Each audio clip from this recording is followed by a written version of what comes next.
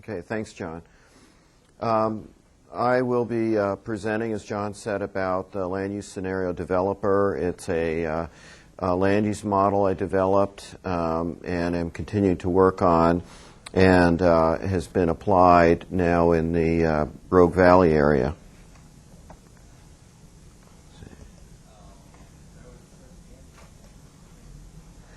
I want to start with some planning, some motivations for this. And part of the thinking behind this is not just a different way of modeling, but also, in a way, a different way of thinking about using modeling and about how to approach planning. And it's more of a risk assessment approach to planning. And here are some of the things I believe. That first, that land use forecasting in a market economy with limited constraints is an uncertain endeavor. We can build our plans and we can hope that they come out as we plan them, but there's a lot of flexibility in those plans, and when it comes down to it, the developers are going to decide what they're going to build on the property, and subject to whatever constraints we have in our land use policies. But there's still a lot of uncertainty about where things and how much of intensity will go where. Therefore, I believe that land use and transportation planning should be viewed as strategic activities that explicitly consider uncertainty and evaluate risks. And then I think there's another aspect to this that's very important too, and that is that an approach that explicitly acknowledges uncertainty helps keep the analysis and decision-making process honest. If someone comes in and says, this is what's going to happen, and this is going to be the effects of that, you know, this development's going to come in, it's going to have this much development, and it's going to draw people from here and there, and here's the effects. How do you know they haven't chosen their assumptions that best favor the outcome that they want? If you evaluate the range of what could occur, then you have a better idea of whether of the potential for what might occur, be the effects on the public. So I think there's an important aspect of the public trust. So where does uncertainty come from? Well, let's look at what most models do is they are equilibrium models. They'll distribute activity. Say you have a bunch of new shopping employment that's forecasted, and they'll allocate it to different places in the urban area according to some probabilities. Well, in reality, though, employment just doesn't allocate across according to probabilities. You've got development is or activities are packaged into developments, like a shopping center. And if you have several places where the shopping center could occur that are suitable for it, according to the way the developers look at it, you're not going to have shopping allocated partially to each of those places. The shopping center is going to go in one of them. And so it could go in this one, or it could be that the developer had gotten an option on a different piece of property, or it's something about the property attracted them, that developer, and they go in a different one. And so uncertainty in the way land use unfolds is in large part a function that development is packaged, or activities are packaged into developments, whether they're subdivisions, shopping centers, industrial plants, and they can go in one place or another. And then if you model it that way, then by running the model multiple times, you will get it occurring in the various places. And we also know that land uses reinforce each other, or they build upon each other. So if the shopping center goes in this place rather than this place, well, now it's attracting more traffic, and the places around it are going to be more attractive to additional commercial development because you've got more people on the road being, eyeballs seeing stores. They've got a real value. So this is where uncertainty comes about. Now, uncertainty isn't necessarily a bad thing to model with uncertainty because you can get information out of uncertainty. If you look at all of a variety of ways that development could unfold, even given what your land use plan restrictions are,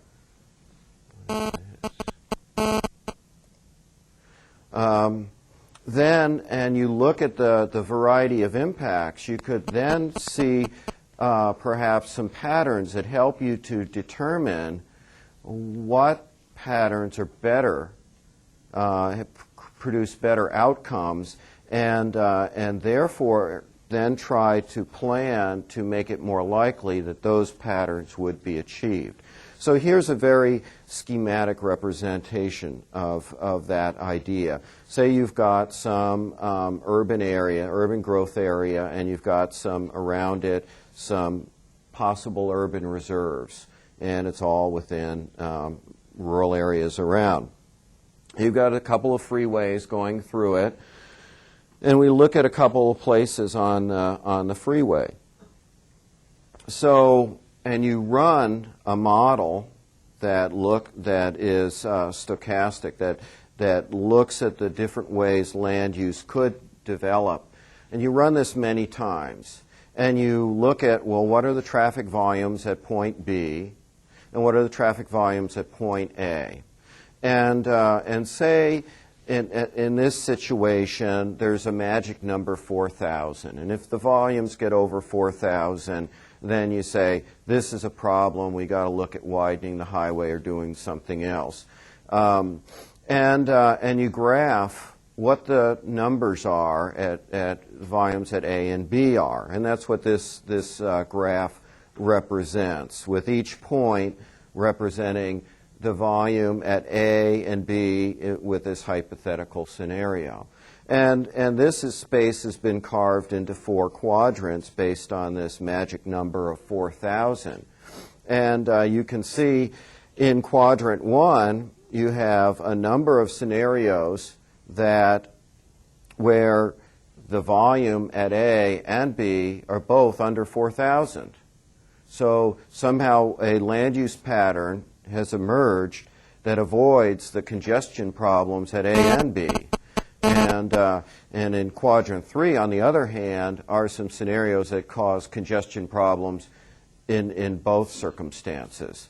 And you can look, one thing you can see from this is how uncertainty can help you prioritize whether you should focus on A or B to put your money.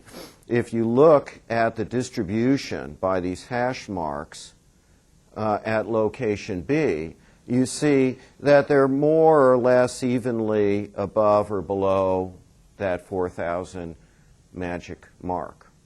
If you look at location A, you can see that there are more below than above. So looking from a risk standpoint, A is less likely to be needing widening than B. So looking at risk can help you prioritize, but then you can also focus in and say, well, what are the characteristics of the land use patterns that are in that first quadrant? What can we learn from that? And then what could that tell us about policies that could be put into place to make those outcomes more likely? Perhaps these outcomes focus development more toward the center, so there's less of the growth on the periphery. Maybe the ones at 3 put more of the development out on the periphery so that they have to use more of A and B. So then you could go through the cycle, try a different set of land use constraints, and then see what the distribution is again. So uncertainty is not something to be avoided. I think it's something that is good because it can give you more information about how the urban system works than you would have if you have just one deterministic modeling outcome. There are also some practical needs that drove this development of this model. First is that land use forecasting is needed in some form for really all places you have a urban travel model. And our agency does urban travel modeling for 3 MPOs, and then there are about 20 other cities around the state that we have urban travel models. So you need, in order to have an urban travel model, you need to have a forecast of future land use. And often that's a very difficult thing to be developed. We ask the local governments to come up with this forecast, and it's a difficult thing to do. So we need tools to make it easier to come up with a forecast. Secondly, land use issues exist in small as well as large urban areas. And it's not just the Portland area that needs to look at its pattern of land use and how that affects transportation. In some small areas, it can even get down to one or a few uses. Where the big box store locates in what part of town can have a significant effect on the transportation system in that town. You get on the coast where your 101 may be the state through highway, the local arterial, the local access to stores, and the effects of land use can have a significant effect on transportation in that community and on the state system. A third thing is that people want the type of information that models can provide to help them plan land use. We've found from experience of working with many communities that there's a real thirst for information, tools to help them predict what the consequences of policies would be. And then the fourth motivation is that most land use models are very complex and time-consuming to develop and difficult to use. And then the final motivation is gets to a specific project need. The regional problem-solving process is a process being carried out in the Rogue Valley, which includes Medford and the greater area around it. And its aim is to identify urban reserves. So the urban reserves, if you're not familiar with that concept, these are areas that are designated to be the future places that urban growth boundaries grow into. And it's a challenging process for the folks down there because there are 8 jurisdictions. And unlike in the case of the Portland metro area where there's an actual agency, a legislatively designated agency that's responsible for the urban growth boundary, what goes on in the Rogue Valley has to occur through a consensus process, because there is no overarching agency that has governmental authority over the urban growth boundary. This project looks at an assumed doubling of the regional population, and LUSDR was developed to help evaluate alternative land use policies and impacts to transportation. Here's the area. You can see it. The MPO after the last census was expanded to include Ashland and Eagle Point. So it's a fairly big, geographically speaking, metropolitan area. The population currently is about 150,000. And we have a urban travel model there, and it's split into 744 zones. So it's a fairly big travel model. And here's what the growth areas are. This map shows the existing urban growth boundaries in the orangey color there. Around them in blue are shown the urban reserve areas that they're considering. There may have been some changes to that since I made this slide. The salmon-colored area is an unincorporated urban community. The state planning rules allow unincorporated areas that are built at urban densities to be designated that way. They're not allowed to grow with urban growth boundaries, but they can fill in with more urban uses. And then this yellow and blue area up in the upper left-hand corner here is called the Tolo area. It's called out because there are two competing ideas for how that area should develop. One is the county's ideas, and the other is the City of Central Point's ideas.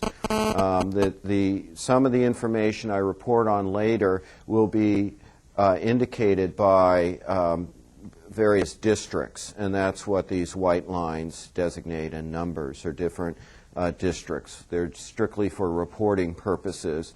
And then the detailed black lines are showing all the transportation analysis zones for the model. So some highlights about LUSDR. It uses Monte Carlo simulation extensively through the model. It simulates individual households, employment establishments, and developments.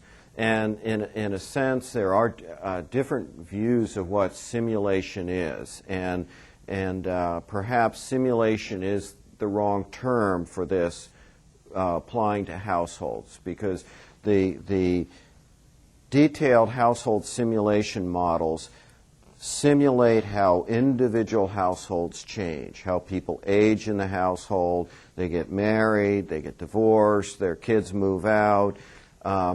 All of that. This model doesn't do that. This model is Monte Carlo, produces households through a Monte Carlo process of selecting, and I'll get into that more, of selecting household characteristics.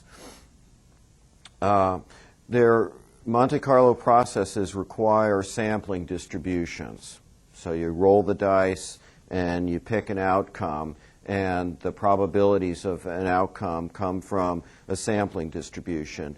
And for LUSDR, they come from several sources, including PUMS, which is the public urban microsample data sets produced by the Census Department. So they are a sample of households in an area that have all of the attributes of the households, except any identifying features, so you can't tell who they actually are.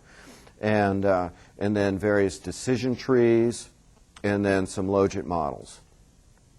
The location modeling of this focuses on land development decisions. So LUSDR doesn't go as some other land use models do. It doesn't say this household is going to locate here, or this household, another household is going to locate somewhere else. It doesn't do that. It looks at the developments and says this households are bundled into developments, and it says this 100-unit subdivision, new subdivision, is going to go here. And similarly with employment, it doesn't say this employee is going to go here. It says we need so many employees to make up a factory, and this factory is going to go in a certain place. The outcomes are very path dependent, and you'll see that. There's actually quite a bit of variation that emerges from this model, and that's as a result of modeling the development decisions. Another feature is it needs less data and has faster development times than some of the other land use models out there. It took about 6 months from the final proposal of the design of the model to initial presentations of model results to the area. And I'll make a plug here for the R programming language. A lot of that is due to the ability in the R programming language to go from data, even back to data cleaning, to data analysis, to model estimation, to model implementation. Here's a summary of the overall model. And you can see it's split into two groupings. I'll talk first about the area above the blue. The area above the blue is all the procedures for creating individual households and developments. The area within the blue box are the procedures for locating those developments, where they go, what TAZs they go to. And we start with LUSDR with an exogenous projection of population by age cohort. So in the case of the Rogue Valley area, what we used was the projection by the state economist's office. If you're not aware of that, the state economist's office produces long-range population projections by county, and they split them out. They're projecting by age cohort. And these projections actually of population are the ones that officially are recognized as being the control totals for different counties. The counties then, under the statewide planning program, work to suballocate that population to different cities. In running LUSDR, we did not constrain population growth within cities to those allocations.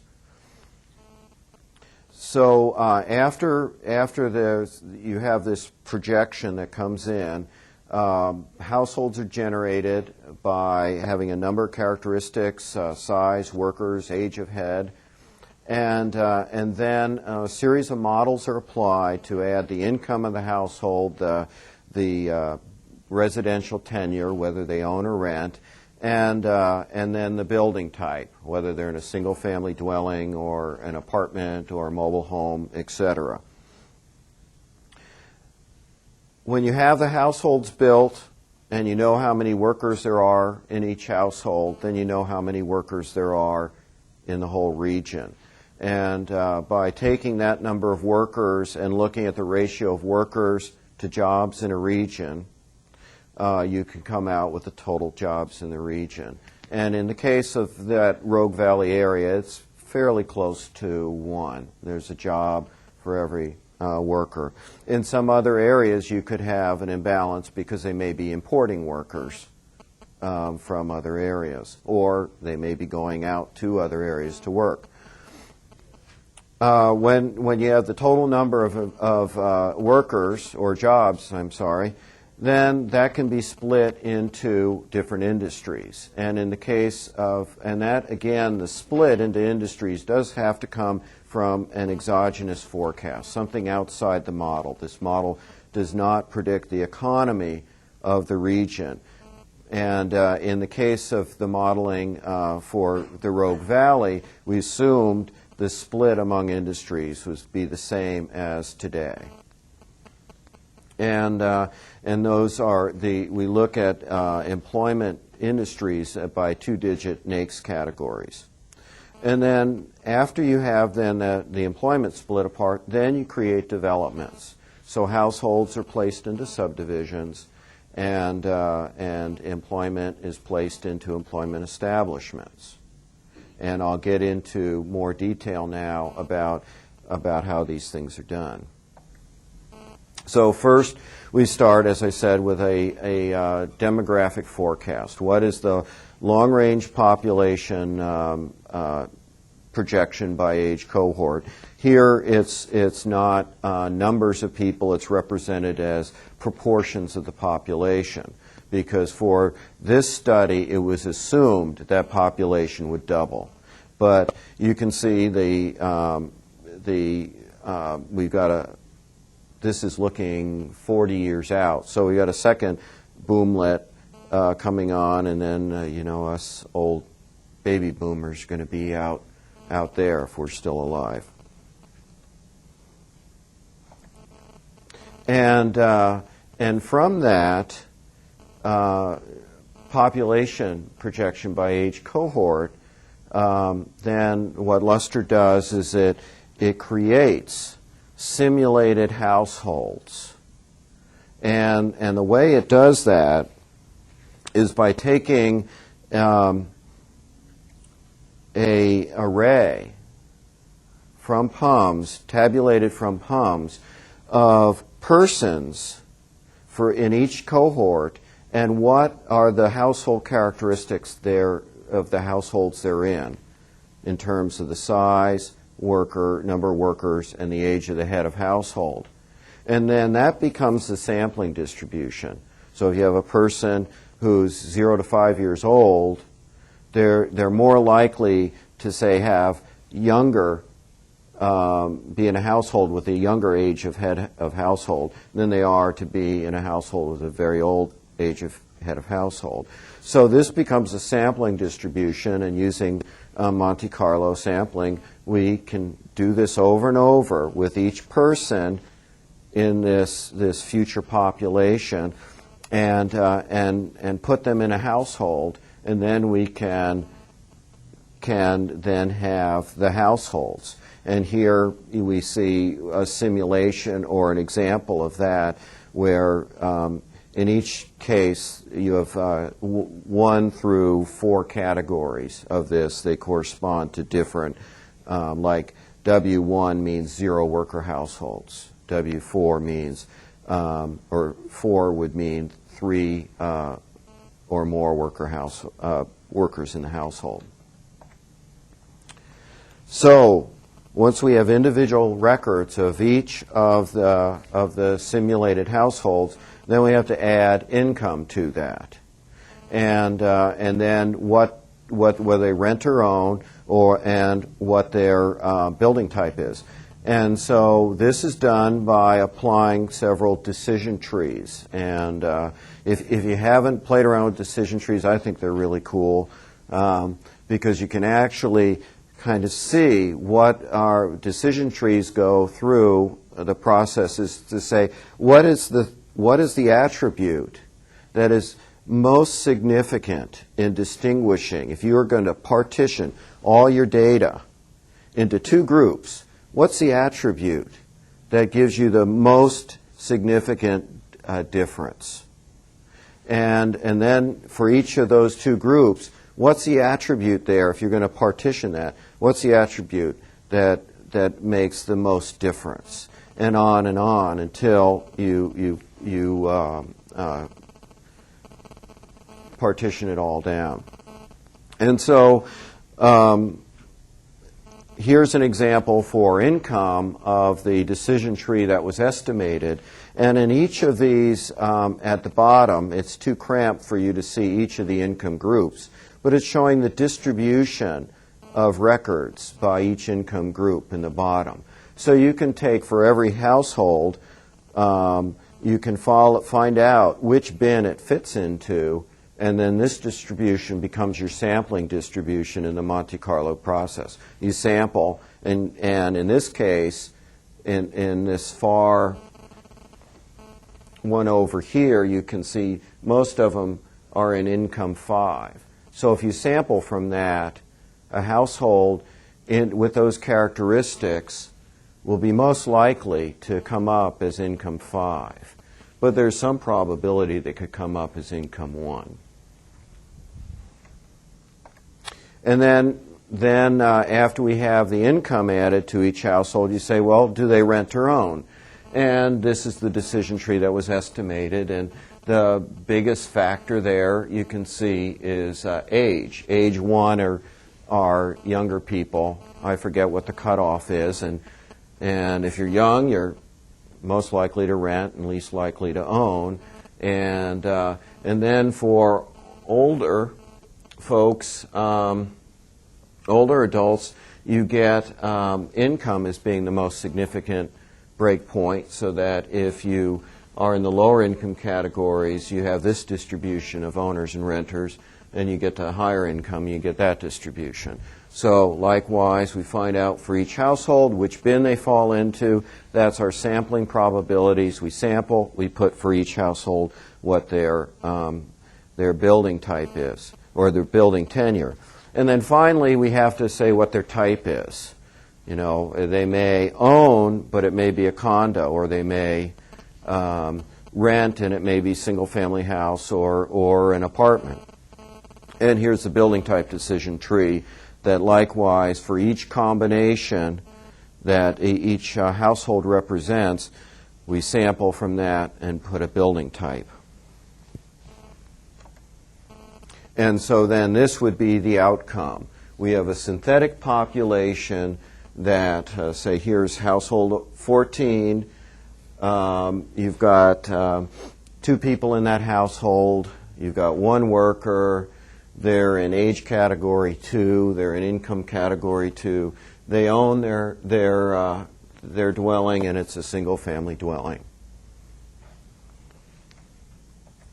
And to see how well this model is doing at an area-wide basis, I took the census inputs for 1990 and for 2000 and took these, the population by age group, fed it into the model, and came out with the distribution of households by housing type, and looked at the percentages, and then compared that with what the census said. So you've got the census here for 90, and then what the model produces, and then for 2000 and what the model produces. And it seems pretty much in the ballpark for reproducing what the census is saying. It seems to be most off on the mobile homes, but it's interesting that it's off in different directions for 90 and 2000.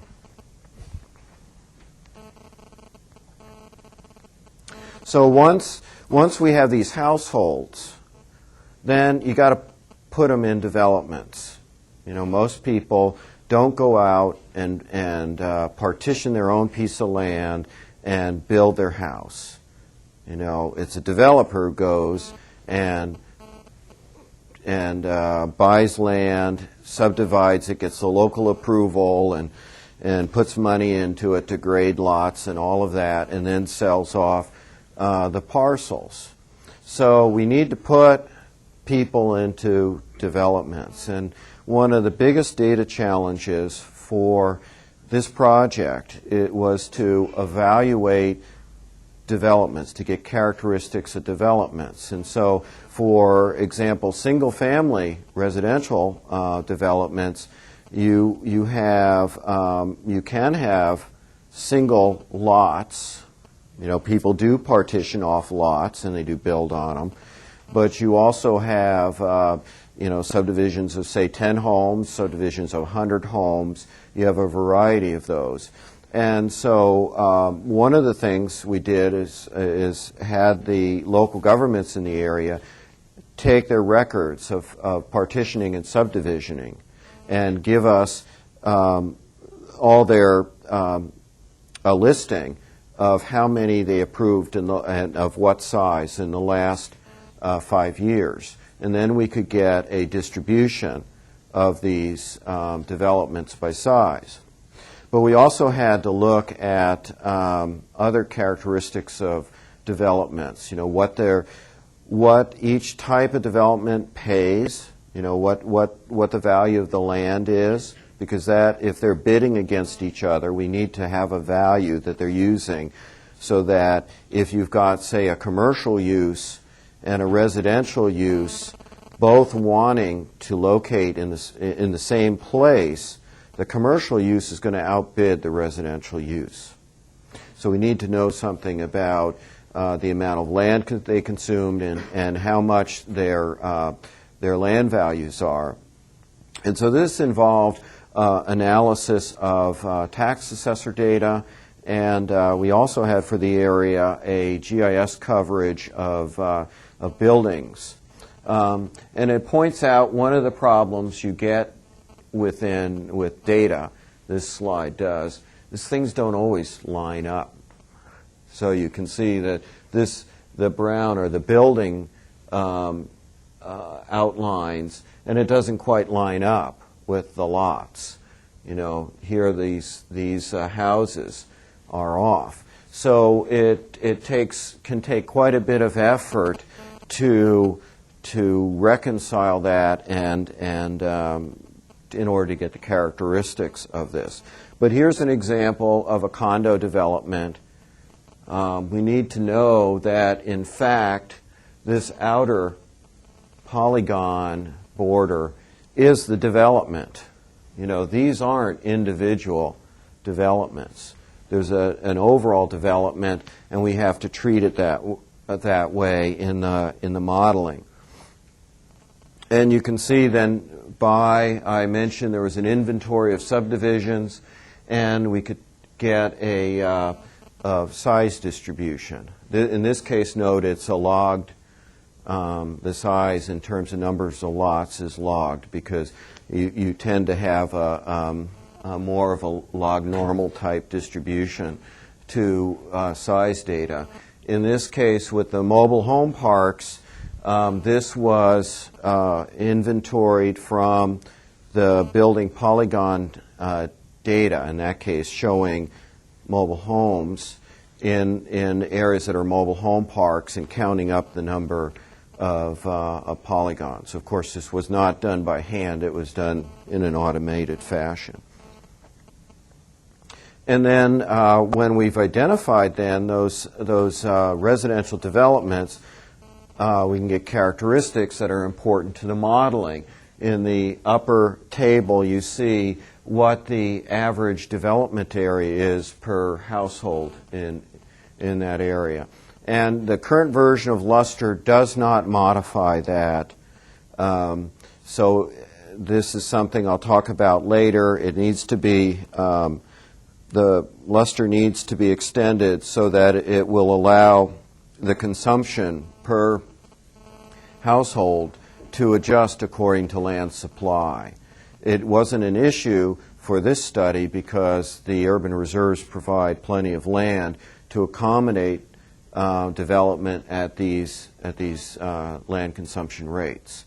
But if you we're simulating a situation with a constrained urban growth boundary, then you'd have to have land consumption per household go down.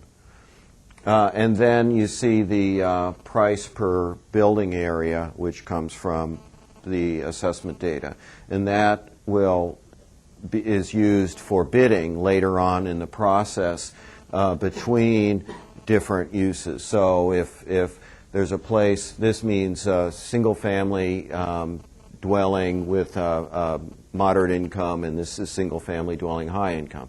So if you've got a property that is equally suitable for both or desirable for both, then the model would put the higher income would win out over the moderate income. The business patterns were even more complex to analyze. And what you see here, again, are the tax lot data, the building envelopes, and then the red dots are geocoded employment. So one of the data sources we work with to build these models are the data from the employment department, state employment department. They keep inventories of numbers of employees by employment employer, and this is for the unemployment compensation. And so we can tell from each site, how many employees are there and of what type of business there are. As you notice, the dots don't always fall right on the site. Again, it's one of the practical problems of building models. Your data isn't always nice and neat, but you can still make sense out of it. And one of the things that the reason I put this example out here is this is the Rogue Valley Mall, and I don't know if you're familiar with that, but it's one of the earlier malls in that area, and doing this exercise made me get a better appreciation for how difficult it is to model land use. And I think it's kind of impossible to model it at the parcel level, although that's kind of the mantra in land use modeling is to model at the parcel level. Well, here's an example of this one building, and you can see it straddles 4 tax lots. Well, first thing to be aware of is that even though there are 2, a tax lot there and there, doesn't mean they're separate parcels. They may or may not. Tax lots are not the same as parcels. They may be the same, but they can be. But tax assessors can distinguish between pieces of land without legally creating a parcel. What you see in tax assessor data are tax lots. Parcels are entities that can be legally sold off.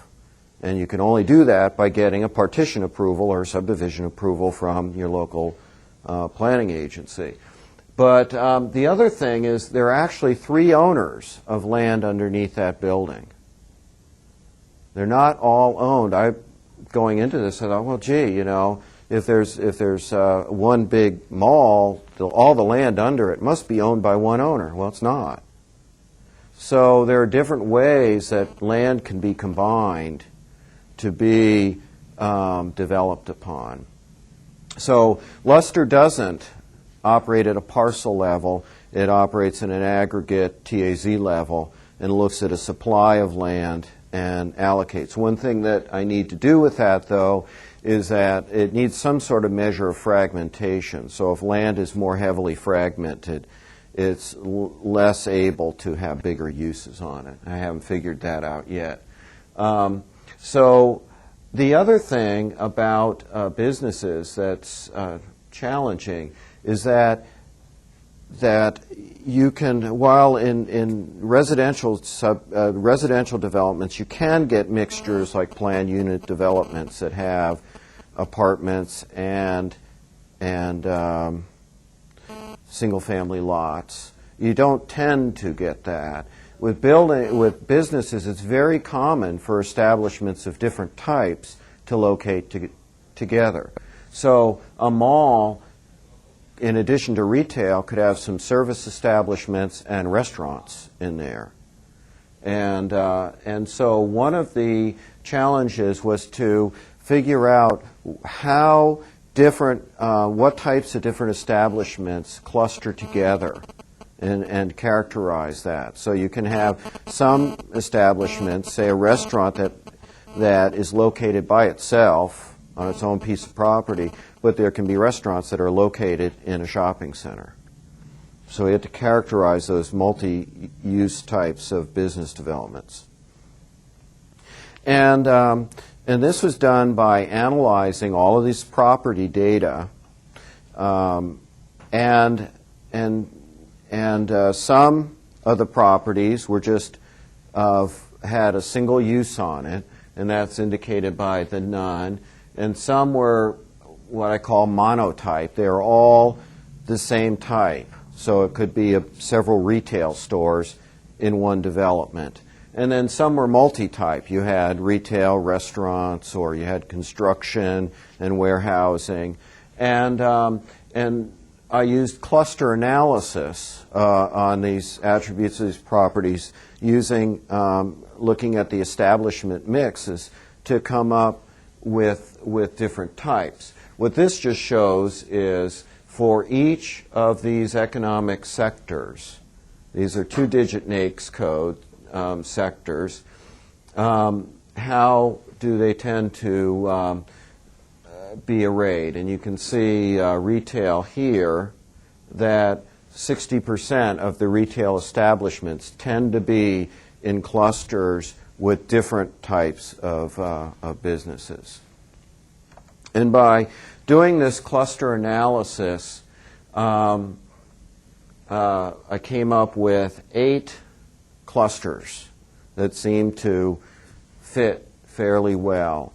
And they seem to have mostly a dominant type of business type within them. And that's what determined their name. So you have this health cluster where 57% of the establishments in it overall are health businesses.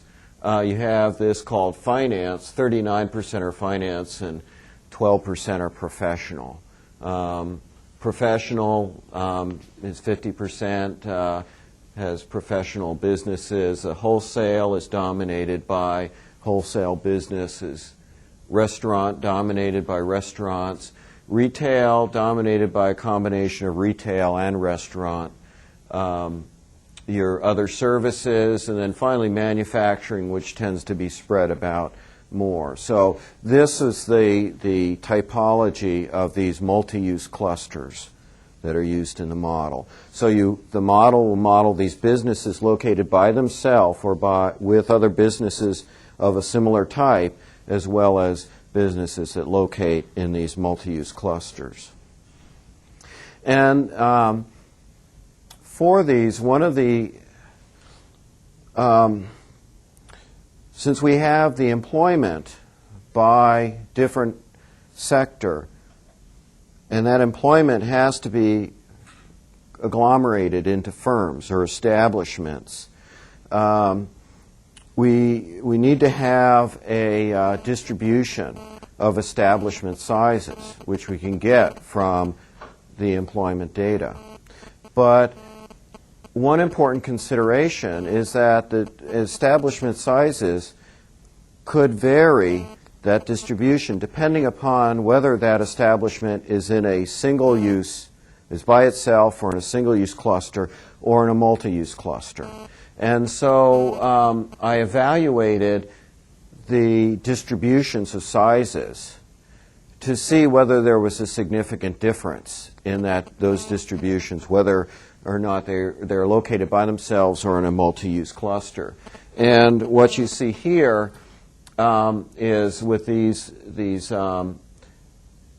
diagrams for each type, the blue is where they're single use, and the red hatch is a multi-use. And where it's shaded in the background, this light yellow, it indicates where there's a significant difference. And so, for example, in manufacturing businesses that are located by themselves tend to be bigger than manufacturing businesses that are located in clusters with other types of businesses. So, the LUSDR will, in drawing from the sampling probabilities or the size distributions, will have for manufacturing and these other ones similar to it, a different distribution when their business is in a multi-use cluster than a single use. And that's an example of the rest of them. And then, likewise, looking at all of this, the inventory of these business developments, we can get characteristics of them that are important for figuring out how much land they consumed, and when they're bidding against others, which one wins out. And you can see here the land per employee for these, and then the land value in dollars per square foot. So then we've got households, they're put into developments, and employees, they're put into businesses and business developments. And then we have to locate them on the landscape. And that goes through, first these are split when all the developments are located. They're split into development periods because land use patterns are path dependent. What goes on in one period affects the arrangement in subsequent periods. And in the current model, they're just split into periods randomly. There's a number of periods selected, they're split randomly. In the future, it will be, it'll be a more of a linked system and a better representation. So, for each development then, we're in a period, you go through this process. You first identify a set of zones where it can locate. And that's a function both of the availability of buildable land. Is there enough land to accommodate a development of this size? And is the zoning compatible with that? You know, is the land use comp plan designation compatible with that development? So then for a development you have several different zones that it could locate in, but it can only locate in one of them. So how do you choose which one to put it in? Well, there's a series of logit models that establish probabilities for this type of development to be located in the different zones. And then that becomes a sampling distribution, and a zone is picked. But then you go through that with each development. Some of the zones may be overcommitted, that there are more developments that would like to locate there than there's land in that zone to accommodate them. So you have to sort that out, which ones get in there. And so there's a simple bidding process to allocate supply and demand based on the amount of supply within each zone by comprehensive plan category and the relative price that and I showed you the prices that each is willing to pay. So if there's a condo development that wants to locate there, and there's a single family residential development, and there's not enough room for both, the condo development's going to win out over the single family. Those developments that are not located successfully, they're kicked out because someone outbid them, then they have to go through the process at the beginning and find other places subject to the updated land supply and the zoning, and that goes through that cycle till every place has a place to land. When at the end of the process, after supply and demand have been balanced, then, and we have your list of developments cited in that period, then you have to go back through and cite the developments in the next period. And one of the important things to do is then update the accessibilities. And accessibility is basically a function of what's in each place and how long does it take to get from one place to another place.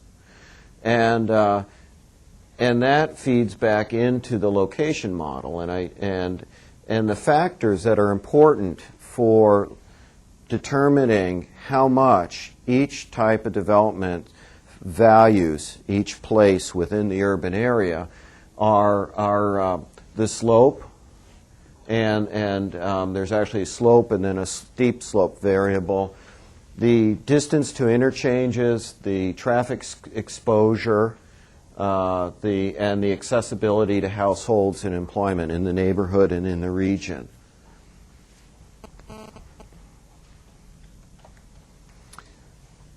Planning constraints enter into the model as a set of compatibility ratings.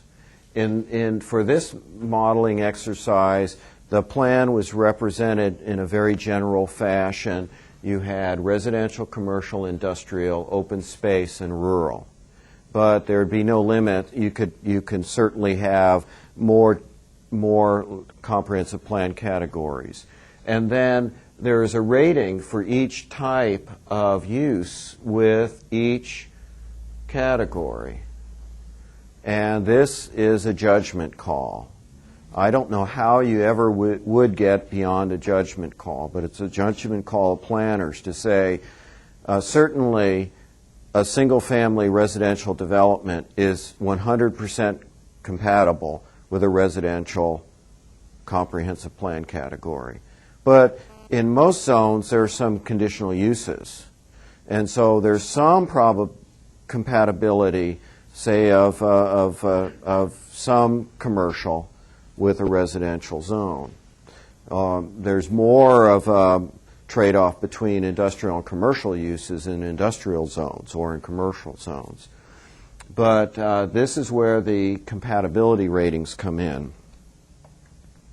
And then, as I mentioned, there are location models, so that for each, when a development has a choice now of zones that it could locate in, it has to choose one. And so there are these location choice models that serve as the probabilities to draw from in the Monte Carlo process. Here are maps showing two examples of them. On this side are the probabilities for apartments, and then on the other side you see the probabilities for retail. And the one thing I didn't mention is that with all of the different types of business developments, it would have been excessive to have location probabilities for each type of development. And so that was simplified by putting them into 8 different groupings based on having similarity in their location preferences. And this was done by estimating the location models for each individual type of development and then doing a cluster analysis on the coefficients of those models to see which types of uses had similar types of coefficients, or similar ranges. Oh, I don't have that slide. Similar ranges of coefficients, and then they were grouped into a location grouping. So, for example, here the retail group includes retail and some other types of developments that have similar. The models are similar for them. So let's get into the applications finally. 2 rounds of modeling were completed in the area. There was the Regional Transportation Plan, future fiscally constrained network was used, and then an enhanced network. And both rounds were based on a large additional land for urbanization. So there's no difference in the amount of land. And these use the same land use scenarios in both rounds. So LUSDR at this point is not coupled with the transportation model to feedback over time. And it will be, that's the next round of LUSDR, we'll do that coupling over time. So we basically have one set of land use scenarios, and then they're being analyzed. What you'll see are results analyzing transportation effects on them. And I'll have a number of different ways to illustrate these results. As you can imagine, it can be, if you're looking not at one possibility for the future, but multiple possibilities for the future, it becomes challenging just to graphically represent the results. And the first 2 slides I have here show results in an animation form. And what this animation is doing is cycling through, each change is showing the values for another scenario. And what it's doing is plotting at the centroid of each zone how many households are added to that zone with the scenario. So you can see that although there are changes from scenario to scenario, that there are also some patterns that seem pretty common among the scenarios. You can see, for example, in this lower part of Medford, a lot of residential growth, regardless of the scenario. You can see also on the eastern part of Medford, a lot of residential growth. So there's actually, although this is a highly stochastic model, there are some fairly stable patterns going on here with some variation around the edges of those. Now, the picture changes when we move to employment. And here, you can see there are still some pretty stable patterns. Here's an area at the southern end of Medford and down toward Phoenix where there's a lot of employment growth. That's near some interchanges down there. It's near I-5 and it's near Highway 99. So you can see some areas. Another area is further up in Medford around the airport. Maybe I can point it out with a pointer.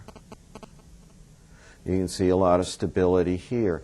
But the overall pattern is more uncertain with the employment growth than with the household growth. And I contend this is important to recognize when you're doing your planning, to evaluate the risks. Another way to look at it is to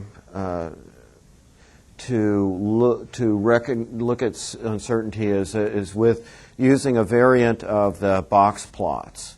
And what these are called are box percentile plots here.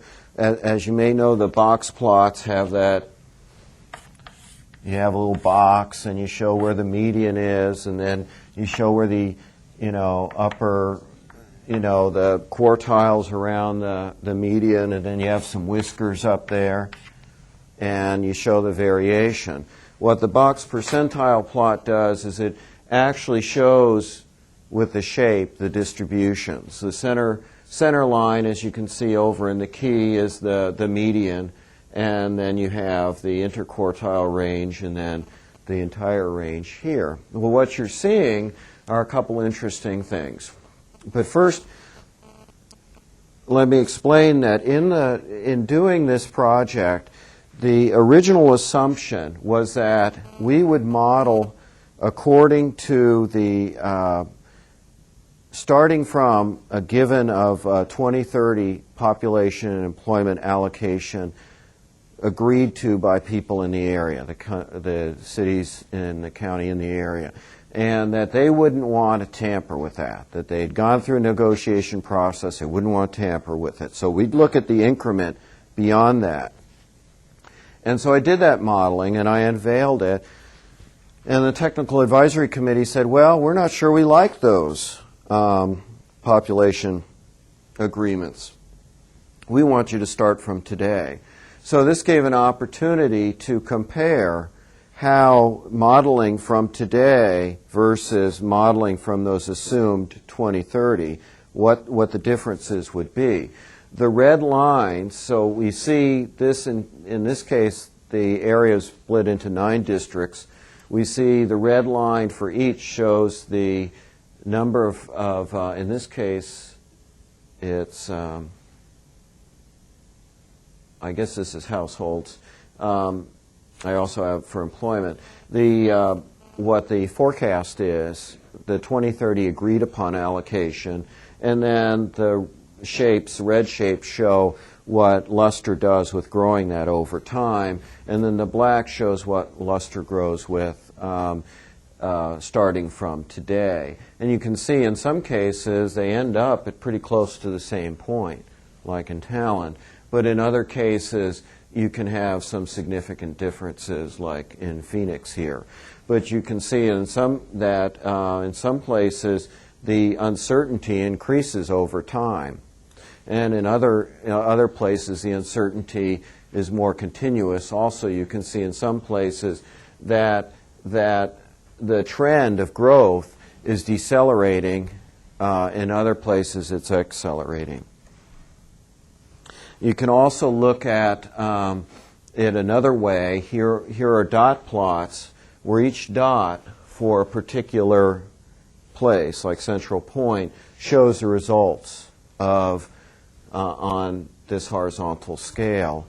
And you can see by ordering these in order of their absolute variation that as places get bigger, the variation between the scenarios gets bigger, as you might expect. But there are a couple places where there's much less variation than you'd expect for their size, given that trend. And Ashland and West Medford have much less variation. And that's because they're not adding as much land. Ashland added no land to its urban reserves. West Medford has very little land area. So they're more constrained in what the outcome is. We also looked at what happens on the roadways, and here are several monitor locations for picking information off the travel model and seeing what the traffic is with all the results. And I'll focus on this number 5. And here's a dot plot of the traffic results at each of these. You can see some of these areas here, there's not a lot of difference among the scenarios. It's about the same amount of congestion according to the average daily traffic to hourly capacity ratio. And that, I think, is due to the fact that Ashland doesn't vary much in its land use. Other places, like the circled one, there's quite a difference in what might occur with congestion at that location. And so then you can start looking at, well, what are the differences that relate in patterns that relate to that congestion? And this is an area that actually a lot more work needs to be done to pull this information out. And this is one way of looking at it, of looking at the differences in the flows between the scenarios with the most congestion and the scenarios with the least.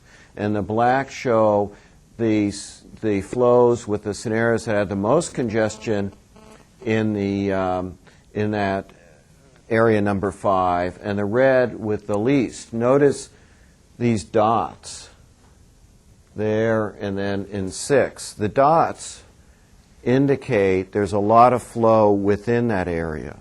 So from Ashland to Ashland, from East Medford to East Medford, whereas the more congestion shows flows between those districts in the other area.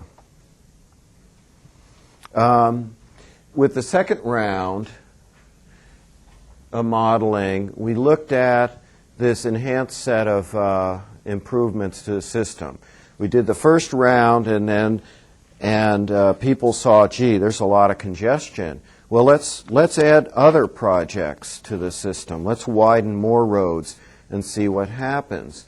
And so then we looked at, well, what's happening on different portions of the system. And in this case, it's looking at the percent of vehicle miles traveled by different congestion levels for each portion. So you see freeway, freeway ramp, principal arterial, arterial collector, and local. And the bars indicate the range of results for the scenarios, because we have about 30 land use scenarios. And one of the things that popped out from doing this analysis is, or a couple things. One is you look at I should also mention the black bars indicate the present levels. So you can see with freeways that about 40% of the VMT is at low congestion and that about 20% is at high congestion. But if you look in the future at with the colored bars, and the blue bars indicate the results with the original set of projects that are just in the RTP. The red bars indicate the results with this additional set of projects on the network. You can see in both cases, whether it's that the red bars, that first the amount of congestion is growing greatly, and that the red bar, the additional set of projects, doesn't really do anything for the freeway. If you look at the projects, they're actually, looks like they're funneling, would help to funnel traffic to the freeway. You look at the freeway ramps, and you can see congestion's growing. But the other thing you see is there's a lot of variation. Land use makes a big difference in the amount of congestion on the ramps. And it's something then we have to look at because ramps are these key interchange areas, and what happens on the ramps can really affect what happens on the freeway itself. And so finally, looking at that then, you can say, well, what are the red dot indicate where congestion is growing, where employment growth is greater when you have more ramp congestion, and where you have more employment growth with less ramp congestion. And what these dots show is that. The red shows areas where there's more ramp congestion and more associated employment growth. The blue shows where there's more employment growth with scenarios that have less ramp congestion. So you can start seeing where we have to be concerned, like down here with the amount of employment growth that occurs. So finally, future uses of LUSDR. We want to continue to use it for urban area growth visioning. Another use is to assess land use impacts of major road projects and to assist local governments with land use forecasts to use in conjunction with transportation modeling, more land use risk assessments, and then finally connect up with the statewide model.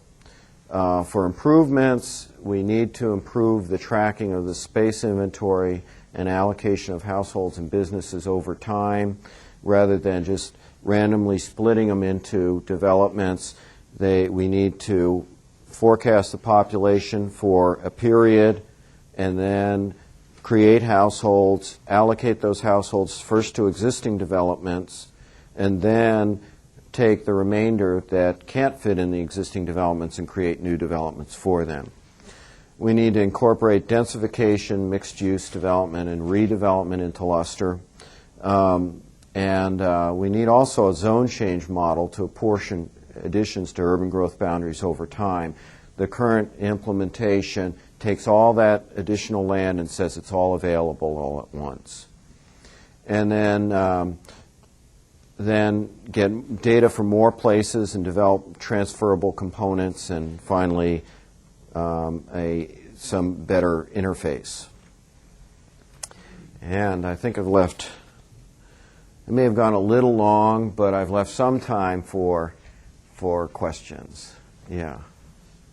Yeah, my name is Michael Wolf, and you mentioned a couple of points in your presentation. You talked about, or at one point you talked about updating accessibilities. So you would talk about the accessibility between the households added during a generation and the employment centers, and and I guess that would feed back into the next generation of allocations and so on. And then you also mentioned, though, that LUSDR was not currently coupled with a transportation model. I was just wondering, just sort of how sophisticated and how discriminating the transportation input into the sort of land use modeling was. How much you went into mode, for instance, like the influence that a rail spur might have on placing employment centers, or some kind of rail transit or bus transit. I was just wondering if you might be able to speak to that. Well, the model was estimated by simply using average daily travel times, and not using. You could perhaps do the same kind of model, and this would be a neat area of research, using log sums out of the transportation model that incorporate all of the modes into it, and see whether that improves the predictability. In a place like Medford, I'm doubtful. Even Metro with Metroscope uses peak period auto travel times for their land use model. So, but it uses just average daily auto travel time. Yeah. Has this model been used anywhere outside of Rogue Valley for any other places in Oregon? Not yet. Are there any plans for that? We actually have a research proposal in to implement both LUSDR and Metroscope in either the Salem metropolitan area or Eugene, and do it there. And so we definitely will be implementing it in other places. Yeah. So within a given scenario, to get to households and employment by TAZ, what geographic unit are the development types being allocated to They're right at the TAZ level. at the TAZ level? Yeah, so it makes it very easy to transfer the results of that right into your travel model. And is it those development groups that you outlined that are being attributed to the TAZs? Yeah, each development is put in a TAZ, and then all we need to do is add up employment by our travel models only work with 10 industry categories, so we just aggregate it to total employment by those categories, and likewise households, and feed it right into the travel model.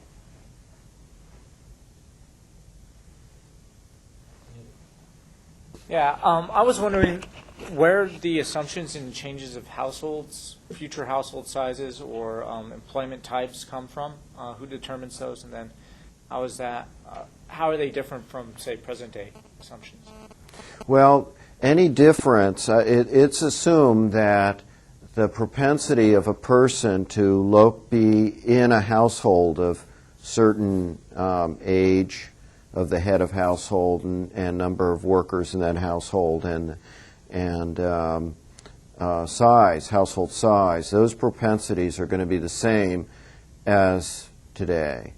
But what causes a different distribution in the future is the number of persons by age. You know, the age cohort changes. So that would be another interesting area of research, would be to compare data over time and see, census data over time, and see whether those propensities change over time. Yeah. I wanted to first say that I'm very impressed with the level of analysis that you're doing on this project. And I've done some of the similar processes, the more basic analysis is related to business district market analysis. Similar problems with the geocoding, and the whole point in Polygon with the tax lots. And one of the issues I came up with or ran into was the legalities associated with associating data with the tax lots, as far as like the employment or just the NAICS codes. And what level did you use to aggregate that information into the zones? How did you determine what the zones were?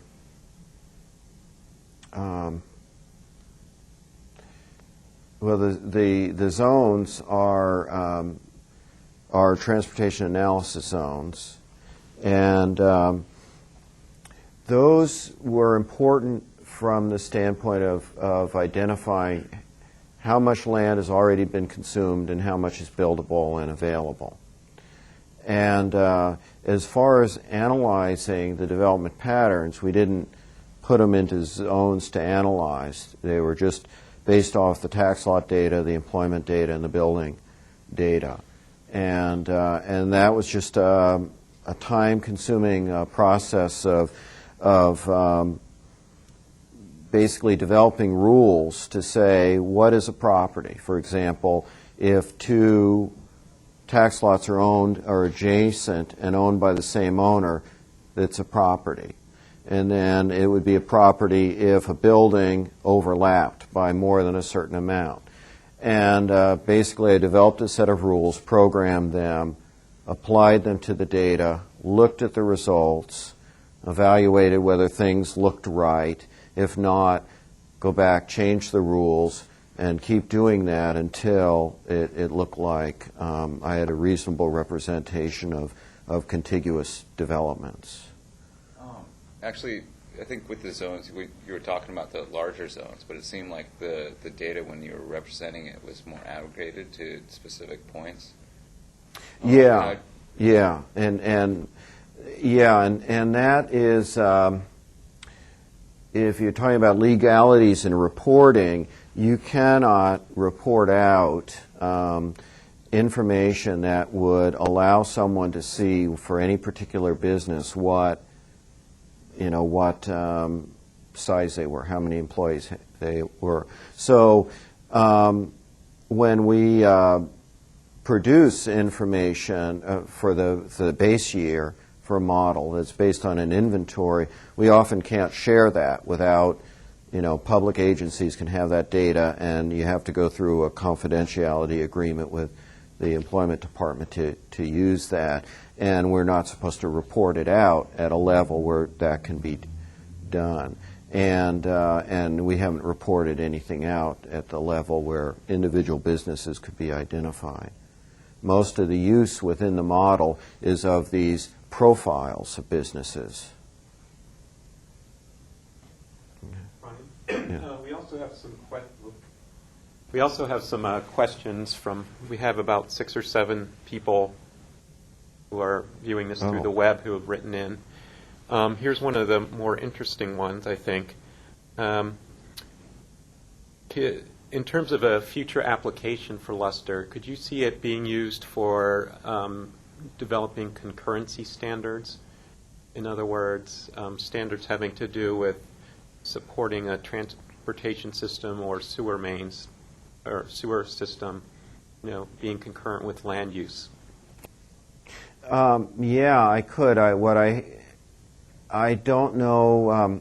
Currently, standards like that, like mobility standards, you have a set standard, and if you're over, you've got to do stuff to mitigations to bring it to the standard. With LUSDR, you're looking at a range of possibilities. Some of them might be over, some might be under, and it'll take a different way of looking at how to apply such standards to that range. Whether you have something that says, well, if some percentage of the alternatives are over the standard, then you have to do something. Do you think you could use it to develop risk estimates of how likely you are to go over the standard in 2030? Well, that's what I think you could more likely do that, and I think that would be valuable to do. I'd actually like to see someone apply that sort of idea to even a smaller scale, to like individual developments, because we just basically go with an assertion. This is what the development is going to be, and it would be nice to look at the range of what it could be. Do we have any other questions from the group? One more. With all the concepts that you had to learn, and decision tree and cluster analysis, can you just talk about the process a little bit of creating the model and Of developing it? Yeah. Well, the first thing I think you should do is download R and get used to R, and then you got a wide range of packages you can look into of different processes, I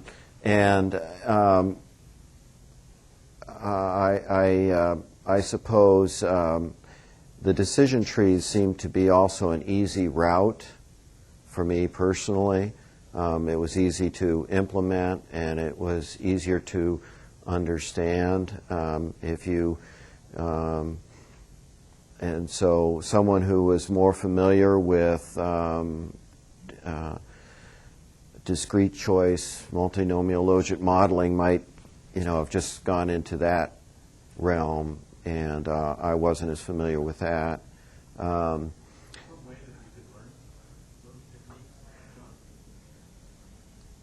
Yes, there is, Rob. I have this flyer here for a course I'm teaching in the spring quarter on discrete choice modeling.